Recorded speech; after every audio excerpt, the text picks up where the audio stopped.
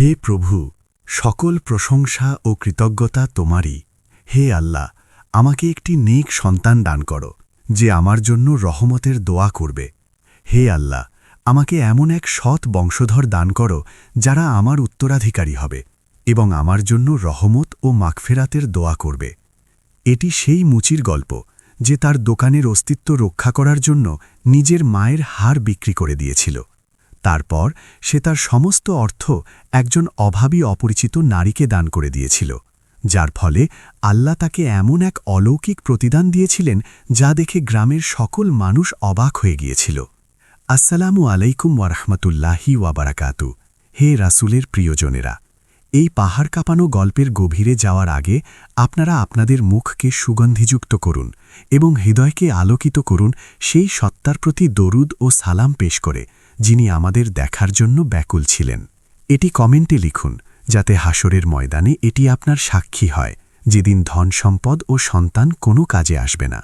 কিভাবে একজন দরিদ্র মানুষ যে ক্ষুধার্ত অবস্থায় ঘুমায় এবং ঋণের দায় রাস্তায় নিক্ষিপ্ত হওয়ার উপক্রম হয়, সে কিভাবে এক ব্যাগ ভর্তি খাঁটি সোনা ঠান্ডা মাথায় প্রত্যাখ্যান করতে পারে, আর কিভাবে একজন সাধারণ মুচি, যার দুনিয়াবি কোনো সহায় সম্বল নেই, সে নিজের ঘর ধ্বংস আর ভবিষ্যৎ নষ্ট হওয়ার বিনিময়ে একজন অচেনা শিশুর জীবন বাঁচাতে পারে।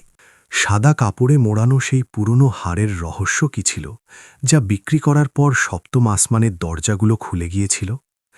আর রাজপ্রাসাদের ভেতরে সেদিন কি ঘটেছিল, যখন উজিরের চোখ ধাঁধানো হীরা টেবিলের ওপর রাখা হলো, আর সেই দরিদ্র ব্যক্তিটি তার বদলে কষ্টকেই বেছে নিল? এটি এমন এক দৃশ্য যা নিঃশ্বাস থামিয়ে দেয় এবং বিবেক বিশ্বাস করতে চায় না। আপনারা টিস্যু পেপার সাথে রাখুন, কারণ আজ যা শুনবেন তারও আল্লাহর পক্ষ থেকে দেয়া সুন্দর প্রতিদান এবং ভেঙে যাওয়া মন জোড়া লাগানোর সবচেয়ে বড় উদাহরণ, যা আসে তখন যখন সব উপায় বন্ধ হয়ে যায়। আমি আপনাদের কথা দিচ্ছি, এই গল্পের শেষে আপনারা অনেক আনন্দিত হবেন। আপনাদের মনোযোগ আকর্ষণ করছি, কারণ এখন যা শুনবেন তা কল্পনার চেয়েও বিস্ময়কর। বাজারের এক প্রান্তে, যেখানে সময়ের আবর্তে ক্ষয়ে যাওয়া একটি কাঠের টেবিল ছিল, সেখানে নেহান আল হাসান বসে থাকত। বার্ধক্যের শুভ্রতা তার মাথায় গাম্ভীর্য এনেছিল এবং ধৈর্যের ছাপ তার চেহারায় ভাঁজ তৈরি করেছিল। সে ছিল একজন সাধারণ মুচি, যার পোশাক থেকে চামড়া আর আঠার গন্ধ আসত। সে কৃষকদের ছিঁড়ে যাওয়া জুতো সেলাই করে দিত, যাতে সেগুলো এই কঠিন মাটিতে আরও 1 মাস টিকে থাকে। যদিও তার হাত টাকা পয়সার দিক থেকে ছোট ছিল, কিন্তু তার হৃদয় ছিল আকাশের মতো প্রশস্ত। তবে হাসানের বুকে এক চাপা কষ্ট ছিল, যা আল্লাহ এবং ধৈর্যশীল স্ত্রী জয়নাব ছাড়া কেউ জানত না। প্রতিদিন সন্ধ্যায় যখন সে ঘরে ফিরত, তাকে এক গভীর নিস্তব্ধতা অভ্যর্থনা জানাত। কোনো শিশুর হাসি সেই দেয়ালের নীরবতা ভাঙত না, কিংবা কেউ তাকে বাবা বলে ডাকত না। সে গ্রামের মানুষের চোখে সহানুভূতির দৃষ্টি দেখতে পেত, কারণ তারা মনে করত সন্তানহীন মানুষ ফলহীন বৃক্ষের মতো, যার কোনো চিহ্ন বা নাম অবশিষ্ট থাকে না। কিন্তু সে তার কষ্ট গিলে ফেলত এবং স্ত্রীর দিকে তাকিয়ে পূর্ণ বিশ্বাসের সাথে বলত, হয়তো আল্লাহ আমাদের জন্য এর চেয়েও ভালো কিছু জমা রেখেছেন। এক প্রচণ্ড তপ্ত দুপুরে, যখন হাসান তার কপাল থেকে ঘাম মুছছিল, তখন হঠাৎ দোকানের প্রবেশপথ অন্ধকার হয়ে গেল। মুচি মাথা তুলে দেখল, ধুলোবালিতে মাখা পোশাক পরিহিত এক অপরিচিত যুবক দাঁড়িয়ে আছে, যেন সে দীর্ঘ পথ পাড়ি দিয়ে এসেছে, এবং তার চেহারায় প্রচণ্ড ক্লান্তির ছাপ। যুবকটির পায়ের দিকে তাকিয়ে দেখল, তার জুতোর তলা পুরোপুরি ছিঁড়ে গেছে, এমনকি তার পা তপ্ত বালু স্পর্শ করছে। যুবকটি তৃষ্ণা আর লজ্জায় জড়ানো গলায় বলল, হে চাচা, আমি পথে আটকা পড়েছি এবং আমার জুতো ছিঁড়ে গেছে। আমার পকেটে একটি দিরহামও নেই। আল্লাহর ওয়াস্তে আপনি কি একজন মুসাফিরকে সাহায্য করবেন? হাসান তাকে কিছুক্ষণ দেখল। সে নিজে তখন কোনো গ্রাহকের অপেক্ষায় ছিল, যে তাকে কয়েকটা পয়সা দেবে, যা দিয়ে সে রাতের খাবারের জন্য খাবার কিনবে। কিন্তু সে এক মুহূর্তের জন্য দ্বিধা করল না। তার ক্লান্ত চেহারায় হাসি ফুটিয়ে এসে বলল, বসো বাবা, বিশ্রাম নাও। রিজিক আল্লাহর পক্ষ থেকেই আসে, আর ভাইয়ের স্বস্তি দুনিয়ার সমস্ত সম্পদের চেয়ে মূল্যবান। হাসান জুতোটি নিল এবং তার কাছে জমানো সবচেয়ে ভালো চামড়াটি বের করল। সে অত্যন্ত নিষ্ঠা ও দক্ষতার সাথে কাজ শুরু করল, যেন সে কোনো রাজার জন্য জুতো বানাচ্ছে। সে জুতোর পেরেক ঠুকছিল আর জিকির করছিল, অন্যদিকে যুবকটি অবাক হয়ে তাকে দেখছিল। অভাব যার ঘরে বসবাস করে সে লোকটা এতটা দয়ালু হয় কিভাবে? যখন কাজ শেষ হল সে মজবুত করা জুতোটি যুবককে দিল। যুবকটি জুতো পরে আরাম বোধ করল এবং হাসানের দিকে রহস্যময় দৃষ্টিতে তাকিয়ে বলল, আমি আপনার এই অনুগ্রহ কখনো ভুলব না চাচা। সময় বদলে যেতে পারে, কিন্তু ভালো কাজ কখনো বৃথা যায় না। হাসান নিজের যন্ত্রপাতি থেকে দৃষ্টি না সরিয়েই সহজভাবে উত্তর দিল, আল্লাহর আশ্রয় যাও বাবা, আমি তোমার সাথে নয় বরং তার সাথে ব্যবসা করেছি, যার ব্যবসা কখনো লোকসান হয় না। মুসাফির চলে গেল এবং দোকানে আবার নীরবতা নেমে এলো। হাসান জানত না যে এই যে জুতোটি সে মেরামত করল সেটি তার জীবনের এক বিশাল পরীক্ষার প্রথম পদক্ষেপ হতে যাচ্ছে। দুর্ভিক্ষই গ্রামের একমাত্র অভিশাপ ছিল না। শীঘ্রই আকাশে কালো মেঘ জমে উঠল, যা বৃষ্টি নয় বরং অত্যাচার নিয়ে এলো। এক বিষণ্ণ সকালে চত্বরে প্রহরীদের ঢোলের আওয়াজ শোনা গেল, যা স্থানীয় উজির ইসমাইলের নতুন ফরমান ঘোষণা করছিল।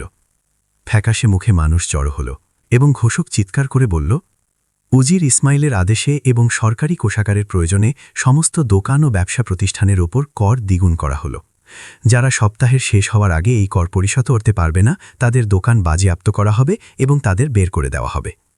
দরিদ্রদের মাথায় আকাশ ভেঙে পড়ল। মানুষের মধ্যে ভয় আর কান্নার গুঞ্জন ছড়িয়ে পড়ল। হাসান তার ছোট দোকানের সামনে পাথর হয়ে দাঁড়িয়ে রইল এবং অনুভব করল যেন তার পায়ের নিচের মাটি সরে যাচ্ছে। সে দিনে যা আয় করত তা দিয়ে কোনো মতে দিন চলত। তাহলে দ্বিগুণ কর সে কীভাবে দেবে? খুব বেশি সময় পার হল না, তার সামনে বাড়ির মালিক এসে দাঁড়াল, এক কঠোর হৃদয়ের মানুষ যার মধ্যে দয়া বলতে কিছু নেই। সে কর্কশ্বরে বলল, যা ঘোষণা করা হয়েছে তা তো শুনলে হাসান। সপ্তাহের শেষের আগেই আমার বকেয়া ভাড়া এবং নতুন কর পরিশোধ করবে, অন্যথায় দোকান খালি করে দাও যাতে আমি সক্ষম কাউকে দিতে পারি। হাসান তাকে অনুনয় করে বলল, জনাব, আপনি তো বাজারের অবস্থা এবং আয়ের অভাব সম্পর্কে জানেন, আমাকে একটু সময় দিন। লোকটা কঠোরভাবে থামিয়ে দিয়ে বলল, সময়ের কোনো অবকাশ নেই, উজির দয়া করেন না, আর আমি তোমার পক্ষ থেকে নিজের পকেট থেকে টাকা দেব না। সেদিন সন্ধ্যায় হাসান অত্যন্ত ভারী মন নিয়ে বাড়িতে ফিরল। তার স্ত্রী জয়নাব তার দিকে তাকিয়েই সব বুঝে নিল।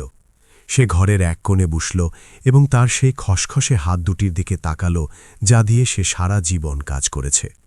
সে ভাঙা গলায় ফিসফিস করে বলল, হে জয়নাব, সব পথ বন্ধ হয়ে গেছে। তারা আমাদের উপার্জনের একমাত্র মাধ্যম দোকানটি কেড়ে নিতে চায়। জয়নাব তার কাঁধে হাত রেখে সান্ত্বনা দিয়ে বলল, আবু ফুলান, চিন্তা করো না, বন্ধ দরজার চাবিকাঠি আসমানে থাকে। উজিরের যদি সৈন্যবাহিনী থাকে তবে আমাদের সৈন্যবাহিনীর রব আল্লাহ আছেন। হাসান উঠে উজু করল এবং রাতের অন্ধকারে তার পুরনো জায়নামাজ বিছাল। সে কাঁপানো হাত আকাশের দিকে তুলে রোনা জারি করল এবং তার সাদা দাড়িতে চোখের পানি গড়িয়ে পড়ল। হে আল্লাহ, আমি তোমার দুর্বল বান্দা, তোমার সাহায্য ছাড়া আমার কোনো উপায় নেই। দুশ্চিন্তারা আমাকে ঘিরে ধরেছে, আর তুমি আমার অবস্থা ভালো করেই জানো। আমাদের মুক্তি দাও, হে জগৎসমূহের প্রতিপালক। হাসান আকাশের ওয়াদার উপর ভরসা করে ঘুমিয়ে পড়ল, যখন ভাগ্য তার জন্য পরবর্তী সকালে এমন এক বিস্ময় লুকিয়ে রেখেছিল যা সে কল্পনাও করতে পারেনি। সকাল হল হাসানের জন্য পাহাড়ের মতো ভারী মন নিয়ে। সে তার দোকানে গেল কাজ করতে নয়, বরং দেয়ালগুলোকে বিদায় জানাতে। যখন সে তার কিছু যন্ত্রপাতি গুছিয়ে নিচ্ছিল তখন দরজার সামনে এক ঘোড়ার ডাক শুনতে পেল। তার পিছু পিছু একজন লোক প্রবেশ করল যার থেকে কস্তুরীর ঘ্রাণ আসছিল এবং যার পোশাকে রেশমি সুতোর কাজ ঝিলিক দিচ্ছিল। হাসান দৃষ্টি তুলেই অবাক হয়ে গেল, কারণ এই চেহারাটি তার চেনা। এটি সেই নিঃস্ব মুসাফির যার জুতো সে কয়েকদিন আগে মেরামত করে দিয়েছিল, কিন্তু তার আজকের অবস্থা আগের মতো ছিল না। যুবকটি হেসে আত্মবিশ্বাসের সাথে বলল, আমাকে চিনতে পারছেন না চাচা? আমি সেই মুসাফির যাকে আপনি সাহায্য করেছিলেন যখন মানুষ কৃপণতা করছিল। আমি উজির ইসমাইলের ছেলে। হাসানের চোখ বিস্ময়ে বড় হয়ে গেল। যে উজির তার কোমর ভেঙে দেওয়া কর চাপিয়েছিলেন তার ছেলেকেই সে রক্ষা করেছিল। যুবকটি বলতে থাকল, আমি ছদ্মবেশে প্রজাদের অবস্থা দেখতে বেরিয়েছিলাম, কিন্তু পথ হারিয়ে ফেলি এবং আমার টাকা শেষ হয়ে যায়। আপনি না থাকলে আমি ফিরতে পারতাম না। আজ আমি আপনার সেই উপকারের প্রতিদান দিতে এসেছি। উজিরের ছেলে একটি ভারী মখমলের ব্যাগ টেবিলের ওপর রাখল। ভেতর থেকে খাবিসুম আর রিনিঝিনি শব্দ শোনা গেল।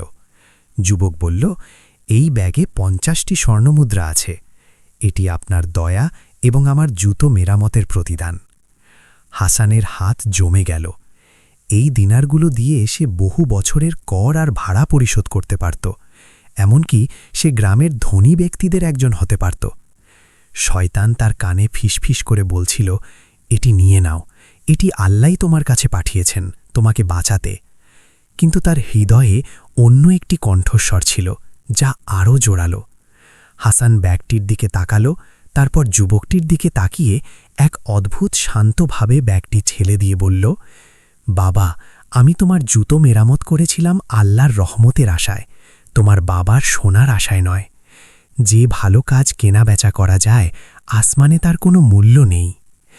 উজিরের ছেলে হতবাক হয়ে চিৎকার করে বলল, কিন্তু আপনি তো গরিব এবং আপনার দোকান নষ্ট হয়ে যাচ্ছে, কেন আপনি এই রিজিক প্রত্যাখ্যান করছেন? হাসান সন্তুষ্টির হাসি নিয়ে উত্তর দিল, যদি আমি এই সোনা নিই তবে এটি দুনিয়াবি ব্যবসা হয়ে যাবে, আর আমি এটি তার কাছে জমা রেখেছি যার কাছে আমানত কখনো নষ্ট হয় না। তোমার টাকা নিয়ে যাও বাবা, আমি আল্লাহর সন্তুষ্টির জন্য করা কাজ বিক্রি করি না। যুবকটি বারবার চেষ্টা করল, কিন্তু মুচি পাহাড়ের মতো অটল ছিল। উজিরের ছেলে ফিরে যেতে বাধ্য হল, কিন্তু সে অনুভব করছিল যে এই বৃদ্ধের হৃদয়ের ঐশ্বর্যের সামনে তার ধনসম্পদ কত তুচ্ছ। হাসান আবার একা হয়ে গেল, কোনো সোনা ছাড়াই, তার অনিশ্চিত ভাগ্যের মুখোমুখি হয়ে। তবে সে তার বিশ্বাসের রশি শক্ত করে ধরেছিল, যা কখনো ছিঁড়ে যায় না।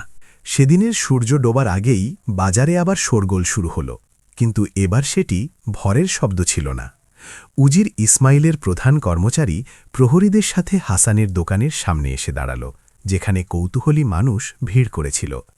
কর্মচারীটি একটি রেশমি মোড়ক খুলে গম্ভীর গলায় পড়ল, উজির মহোদয়ের আদেশে এবং এই সৎ ব্যক্তি তার ছেলের প্রতি যে নিঃস্বার্থ দয়া দেখিয়েছেন তার স্বীকৃতিস্বরূপ মুচি হাসানকে এই বছরের সমস্ত কর থেকে সম্পূর্ণ অব্যাহতি দেওয়া হল এবং তার কাজের জন্য তাকে ধন্যবাদ জানানো হচ্ছে। হাসানের মুখ উজ্জ্বল হয়ে উঠল এবং সে নগ্ন মাটিতে লুটিয়ে পড়ে আল্লাহর শুকরিয়া জানাল। মানুষ তাকে দোয়া দিতে লাগল। হাসান ভাবল হয়তো তার সব বিপদ কেটে গেছে। সে দৌড়ে বাড়ি গেল জয়নাবকে এই সুখবর দিতে যে আল্লাহ দোয়া কবুল করেছেন। কিন্তু বাতাস অনেক সময় সেদিকে বয় না যেদিকে জাহাজ যেতে চায়। ভিড় সরে যাওয়ার পর দর নিস্তব্ধতা ফিরে এলো, তখন দোকানের মালিক এক অশুভ ছায়ার মতো হাজির হল। তার মুখ ছিল রুক্ষ। উজিরের দয়া বা গরিবের আনন্দ তার মনে কোনো রেখাপাত করল না। মালিক ঠান্ডা এবং শুষ্ক গলায় বলল, উজিরের ক্ষমা পাওয়ার জন্য অভিনন্দন হাসান, কিন্তু উজির তার করের পাওনা মাফ করেছেন, আমার ভাড়ার পাওনা তো তিনি দেননি। হাসানের ঠোঁট থেকে হাসি মিলিয়ে গেল এবং সে হৃদয়ে এক তীব্র চাপ অনুভব করল। সে কিছু বলতে চাইল, কিন্তু মালিক আঙুলুছিয়ে হুমকি দিয়ে তাকে থামিয়ে দিল। তোমার কাছে আমার 3 মাসের ভাড়া বকেয়া, আমি অনেক ধৈর্য ধরেছি, আর এখন যখন জানলাম তুমি উজিরের ছেলের সোনা ফিরিয়ে দিয়েছ, তখন নিশ্চিত হলাম যে তুমি একজন নির্বোধ। আগামীকাল সূর্যাস্তের আগে টাকা নিয়ে আসবে, অন্যথায় তোমার সরঞ্জাম সহ তোমাকে বের করে দেব। কথা শেষ। লোকটি চলে গেল, আর হাসানকে তার অন্ধকার দোকানে একা ফেলে গেল, যেন কেউ ডুবে যাওয়া থেকে বেঁচে আবার এক গভীর কূপে গিয়ে পড়ল। সে বাড়িতে ফিরে আগের চেয়েও বড় দুশ্চিন্তা নিয়ে এলো। সেদিন রাতে হাসান আর তার স্ত্রী এক টুকরো শুকনো রুটি ভাগ করে খাচ্ছিল। সে তার স্ত্রীর চোখের দিকে তাকিয়ে দুঃখের সাথে বলল, জয়নাব, আমরা উজিরের তলোয়ার থেকে বাঁচলেও ঋণের খড়গের নিচে পড়ে গেলাম। আমাদের আর কোনো উপার্জনের পথ নেই এবং সময় তলোয়ারের মতো বয়ে যাচ্ছে। তার স্ত্রী তার দিকে দীর্ঘক্ষণ তাকিয়ে রইল, তারপর শান্তভাবে ঘরের কোণে একটি পুরনো কাঠের বাক্সের দিকে গেল। কাপা হাতে সেটি খুলে সাদা কাপড়ে মোড়ানো একটি জিনিস বের করল। এটি ছিল হাসানের মায়ের সেই পুরনো হার, তার মায়ের গায়ের ঘ্রাণ লেগে থাকা একমাত্র স্মৃতি এবং কঠিন সময়ের জন্য তুলে রাখা শেষ সম্বল।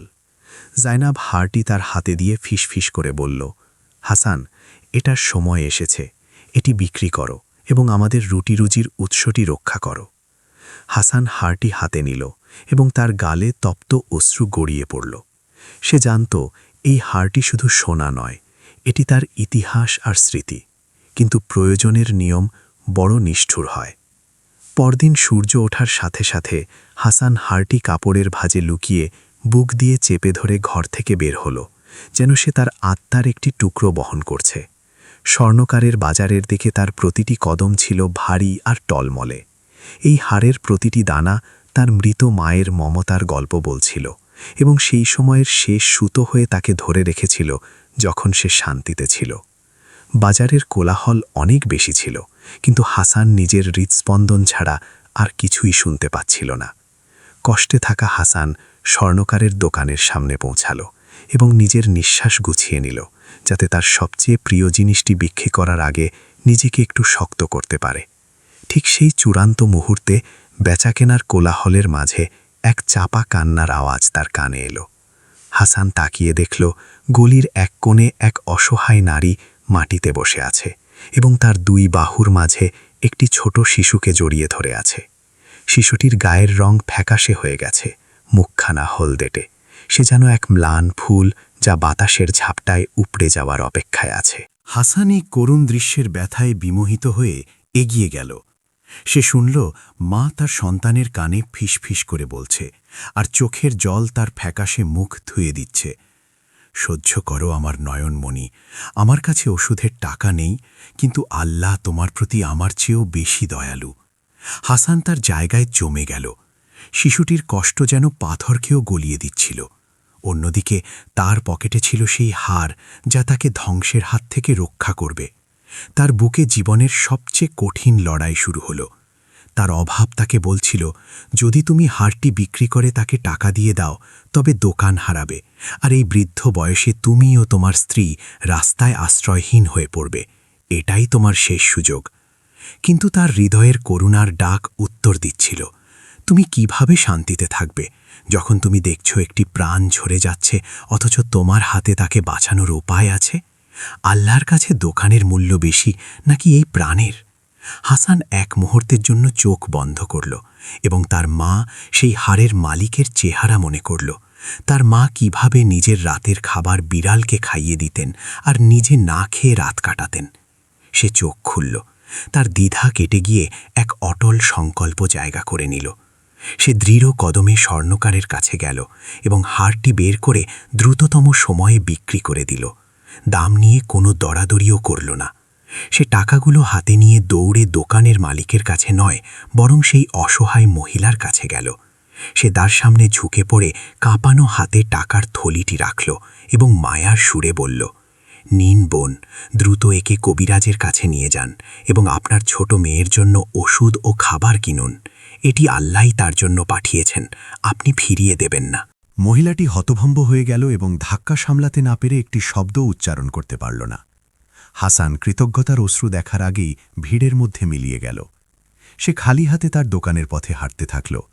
সে নিশ্চিতভাবে জানত যে তাকে বের করে দেওয়ার সময় হয়ে গেছে এবং সে দুনিয়াতে তার শেষ আশ্রয়টিও হারিয়ে ফেলেছে। কিন্তু সে যখন বুকের ওপর হাত রাখল, দেখল তার হৃদয়টি পাখির মতো হালকা হয়ে গেছে। সে যেন পৃথিবীর একটি কুঁড়ে ঘরের বিনিময়ে আসমানে একটি প্রাসাদ কিনে নিয়েছে। হাসান নিজের রক্তমাংসের সন্তান থেকে বঞ্চিত হলেও এক অচেনা শিশুর জন্য বাবা হওয়াকেই বেছে নিল। যখন বিকেলে সূর্য ডোবার অপেক্ষায়, তখন হাসান তার জিনিসপত্র গুছিয়ে নিল। সে তার দোকানের মাঝখানে দাঁড়িয়ে সেই কোণগুলোর দিকে শেষ নজর দিল যা তার যৌবন ও বার্ধক্যের সাক্ষী ছিল। সে পুরনো এক টুকরো কাপড়ে তার সেলাইয়ের যন্ত্র, হাতুড়ি আর চামড়ার অবশিষ্টাংশগুলো বাঁধল। সে তার কাজের টেবিলের ওপর এমনভাবে হাত বুলাচ্ছিল যেন কোনো এতিমের মাথায় হাত বুলিয়ে দিচ্ছে। সে মালিক আসার আগে এবং তার বার্ধক্যকে অপমান করার আগেই বেরিয়ে যাওয়ার প্রস্তুতি নিচ্ছিল। এই নীরব বিদায়ের মাঝে একটি দীর্ঘ ছায়া দরজার আলো ঢেকে দিল। হাসান তাকিয়ে দেখল এক বৃদ্ধ লোক, হাতে মেহগনি কাঠের লাঠি এবং মুখে গাম্ভীর্য ও প্রজ্ঞার ছাপ। তার চোখ তীক্ষ্ণ বুদ্ধিতে উজ্জ্বল। এই লোকটির নাম ছিল আব্দুল রহিম, যিনি পুরো ঘটনাটি আড়াল থেকে লক্ষ্য করছিলেন, কিন্তু কেউ তাকে দেখেনি। বৃদ্ধ শান্ত কদমে এগিয়ে এলেন এবং গম্ভীর গলায় বললেন, হে কারিগর, চলে যাওয়ার সময় কি হয়ে গেছে, নাকি আজ আগেই দরজা বন্ধ করে দিচ্ছেন? হাসান দীর্ঘশ্বাস ফেলে তার পুটলিটি বাঁধল এবং বলল, এটি সেই প্রস্থান যার পর আর ফেরা নেই জনাব। টাকা ফুরিয়ে গেছে, পরিস্থিতি কঠিন হয়ে পড়েছে এবং এই দোকান এখন অন্যদের জন্য। আব্দুল রহিম আরও কাছে এগিয়ে এলেন এবং সরাসরি হাসানের চোখের দিকে তাকিয়ে গভীর অর্থবহ সুরে বললেন, কিভাবে বলছেন টাকা ফুরিয়ে গেছে? 1 ঘন্টা আগে তো আমি আপনাকে স্বর্ণকারের বাজারে স্বর্ণের হারের বিনিময়ে অনেক টাকা নিতে দেখলাম। হাসান বিস্ময়ে কেঁপে উঠল এবং সন্দেহ নিয়ে বৃদ্ধের দিকে তাকাল। কিন্তু আব্দুল রহিম তাকে সময় না দিয়ে বলতে থাকলেন, আমি আপনাকে সেই সমস্ত টাকা একজন অচেনা মহিলার হাতে তুলে দিতেও দেখেছি, যাতে আপনি এমন এক শিশুকে বাঁচাতে পারেন যে আপনার নিজের মেয়ে নয়। আপনি নিজের ঘর ধ্বংসের বিনিময়ে এক অপরিচিতার জীবন কিনে নিয়েছেন। আমাকে বলুন তো আল্লাহর দোহাই দিয়ে, এটি কোন ধরনের ব্যবসা? হাসান কিছুক্ষণ মাথা নিচু করে রইল, তারপর মাথা তুলল এবং তার মুখমণ্ডল বিশ্বাসের আলোয় উদ্ভাসিত হয়ে উঠল। সে বলল, হে আগন্তুক, যে ঘর ধ্বংস হচ্ছে তা হল দুনিয়ার ঘর, যা একদিন শেষ হয়ে যাবেই। কিন্তু আল্লাহর কাছে যা আছে তা চিরস্থায়ী। শিশুটি মারা যাচ্ছিল, আর দোকান তো নিঃশ্বাস নেয় না কিংবা ব্যথাও পায় না, তাহলে আমি প্রাণের চেয়ে পাথরকে কিভাবে প্রাধান্য দেব? আব্দুল রহিম হাসলেন, যা তাদের মাঝখানের বরফ গলিয়ে দিল। তিনি বললেন, আমি ভেবেছিলাম আপনি হেরে গেছেন, কিন্তু আমি দেখছি আপনি এই গ্রামের একমাত্র বিজয়ী। হে হাসান, যিনি আপনাকে বিক্রির অনুপ্রেরণা দিয়েছেন তিনি আপনাকে ধ্বংস হতে দেবেন না। এরপর তিনি হাসানের কাঁধে হাত রাখলেন এবং দৃঢ় স্বরে বললেন, দোকানের চাবি এখানেই রেখে দিন, আর যা হারিয়েছে তার জন্য শোক করবেন না। কাল ভোরে পাহাড়ের চূড়ায় সেই বড় প্রাসাদে আসবেন। সেখানে এমন একজন আছেন যিনি আসমানের সাথে ব্যবসা করা এই ব্যবসায়ীর দেখা পেতে চান। হাসান অবাক হয়ে তার দিকে তাকাল। বড় প্রাসাদ, আর আমার মতো গরিব মানুষ রাজপ্রাসাদে প্রবেশের কে? আব্দুল রহিম যাওয়ার সময় উত্তর দিলেন, বড় হৃদয়ের মানুষদের বড় মর্যাদা ছাড়া অন্য কিছু সাজে না। দেরি করবেন না হাসান, কারণ আগামীকাল আপনার জন্য এমন কিছু নিয়ে আসবে যা আপনার চোখ আগে কখনো দেখেনি। বৃদ্ধ যেভাবে রহস্যময়ভাবে এসেছিলেন সেভাবেই চলে গেলেন, হাসানকে এক নতুন দ্বিধায় ফেলে। কিন্তু তার মনে এক গোপন প্রশান্তি অনুভূত হতে লাগল, যেন বিধাতার হাত তার হৃদয়ে সান্ত্বনা দিচ্ছে। পরদিন সূর্যোদয়ের সাথে সাথে হাসান প্রাসাদের সুউচ্চ গেটের সামনে দাঁড়াল। পাহাড়ের সামনে নিজেকে পিপিলিকার মতো মনে হচ্ছিল তার। প্রহরীদের দামি পোশাক আর মার্বেল পাথরের জৌলুসের মাঝে তার সাধারণ পোশাকটি বেমানান লাগছিল। কিন্তু সে তার মনের পবিত্রতা থেকে শক্তি সঞ্চয় করে দৃঢ় কদমে ভেতরে প্রবেশ করল। প্রধান কর্মচারী তাকে অলংকৃত বারান্দা দিয়ে নিয়ে গেল এবং বড় দরবারে পৌঁছাল। সেখানে একটি আরামদায়ক আসনে সেই বৃদ্ধ আব্দুল রহিম বসেছিলেন। কিন্তু এবার তিনি সাধারণ পোশাক নয়, বরং রাজকীয় মন্ত্রিত্বের পোশাক পরেছিলেন, এবং তাকে ঘিরে ছিলেন বড় বড় কর্মকর্তারা। হাসান হতবাক হয়ে গেল। সে বুঝতে পারল যে লোকটির সাথে সে গতকাল কথা বলেছিল তিনি আর কেউ নন, বরং রাজ্যের প্রধান উজির, যিনি দেশ ও দশের কল্যাণের দায়িত্ব পালন করেন। উজির হাসলেন এবং হাসানকে কাছে আসার ইশারা করলেন। তারপর সকলের সামনে উচ্চস্বরে বললেন, স্বাগতম সেই ব্যক্তিকে যে এক অপরিচিতার প্রাণ কিনতে নিজের সোনা বিক্রি করে দিয়েছে। হে হাসান, আপনার সততার খবর আমার কাছে পৌঁছেছে এবং আমি নিজের চোখে আপনার ত্যাগ দেখেছি। রাজ্য ধনীদের দ্বারা পূর্ণ, কিন্তু বিশ্বস্ত মানুষের বড় অভাব। উজির দীর্ঘশ্বাস ফেলে বলতে থাকলেন, আমরা এতিমখানা এবং গরিবদের জন্য একটি হাসপাতাল প্রতিষ্ঠা করতে যাচ্ছি। আমি এমন একজন মানুষকে খুঁজছিলাম যাকে আমি এর অর্থ ও পরিচালনার দায়িত্ব দিয়ে বিশ্বাস করতে পারি। এই আমানতের জন্য আপনার চেয়ে যোগ্য আর কাউকে আমি পাইনি। হাসানের হৃৎস্পন্দন বেড়ে গেল। সে এক সাধারণ মুচি থেকে এমন এক প্রকল্পের দায়িত্বশীল হবে। কিন্তু আব্দুল রহিম এখানেই থামলেন না। তিনি হাতির দাঁত দিয়ে বাঁধানো একটি বক্স থেকে এক বিশাল হীরা বের করলেন, যার উজ্জ্বলতা চোখ ধাঁধিয়ে দেয়। সেটি হাসানের সামনে রেখে পুরো দরবারে নীরবতা নেমে এলো। উজির পরীক্ষার সুরে বললেন, কিন্তু আমি জানি আপনি সারা জীবন অনেক কষ্ট করেছেন হাসান, তাই এখন আপনার কাছে দুটি বিকল্প আছে। এই হীরাটি সম্পূর্ণ আপনার। এর মূল্য দিয়ে আপনি এবং আপনার স্ত্রী সারা জীবন কোনো কাজ বা কষ্ট ছাড়াই রাজকীয় প্রাসাদে কাটাতে পারবেন। অথবা আপনি এই হীরা ছেড়ে দিয়ে সেই পদের দায়িত্ব নিতে পারেন, যাতে শুধু পরিশ্রম, রাত জাগা এবং সামান্য বেতনে মানুষের সেবা করা ছাড়া আর কিছু নেই। হাসান হীরার দিকে তাকাল। এটি সেই আরামের প্রতীক যা সে সারা জীবন স্বপ্নে দেখেছে, তার দারিদ্র্যের অবসান এবং স্ত্রী জয়নবের জন্য এক নিরাপদ জীবন। কিন্তু সে যখন চোখ বন্ধ করল, নিজেকে কোনো প্রাসাদে দেখল না, বরং দেখল সেই শিশুটির মুখ যাকে সে বাঁচিয়েছিল, এবং আরও হাজারো শিশুর মুখ যারা একটি মমতা ভরা হাতের অপেক্ষায় আছে। হাসান মাথা তুলল এবং সংকল্প ভরা দৃষ্টিতে হীরাটি উজিরের দিকে ঠেলে দিয়ে বলল, জনাব, প্রকৃত আরাম তো সেটাই যখন একজন মানুষ ঘুমাতে যায় অথচ তার আশেপাশে কেউ ক্ষুধার্ত বা বঞ্চিত নেই। মনের ঘর যদি খালি থাকে তবে প্রাসাদের কি মূল্য? আমি হীরা চাই না, আমি সেবাই বেছে নিলাম। আব্দুল রহিমের মুখ খুশিতে উজ্জ্বল হয়ে উঠল এবং তিনি এই সিদ্ধান্তের প্রতি সম্মান জানিয়ে দাঁড়িয়ে পড়লেন। তিনি বললেন, আমি আপনার কাছে এটাই আশা করেছিলাম। আপনি শেষ পরীক্ষাতেও সফল হয়েছেন। হীরাটি ছিল আরামের মোহ, কিন্তু আপনি পরিশ্রমের নেয়ামত বেছে নিয়েছেন। গরিবরা আপনাকে পেয়ে ধন্য হল, আর আপনিও ধন্য হলেন সেই প্রতিদানে যা আল্লাহ আপনার জন্য জমা রেখেছেন।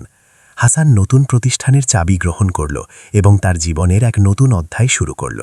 সে শুধু একটি শিশুর বাবা নয়, বরং গ্রামের প্রতিটি এতিম ও অভাবী মানুষের বাবা হয়ে উঠল। দীর্ঘদিনের ত্যাগের পর ভাগ্য তার জন্য কি লুকিয়ে রেখেছে সে সম্পর্কে সে তখনও জানত না। এভাবেই দিন কাটতে লাগল এবং মেঘের মতো বছরগুলো দ্রুত চলে গেল। গ্রামের চেহারাই বদলে গেল। ঊষর জমি সবুজ হল এবং সেখানে স্কুল ও হাসপাতাল গড়ে উঠল, যা হাসান অত্যন্ত নিষ্ঠার সাথে দেখাশোনা করত। মুচি হাসান বৃদ্ধ হয়ে গেল, তার চুল পুরোপুরি সাদা হয়ে গেল এবং দায়িত্বের চাপে তার পিঠ কিছুটা ঝুঁকে গেল, কিন্তু তার চেহারার নূর ও উজ্জ্বলতা আরও বেড়ে গেল। সে প্রত্যেক এতিমের বাবা এবং প্রত্যেক অসহায় মানুষের আশ্রয়ে পরিণত হল।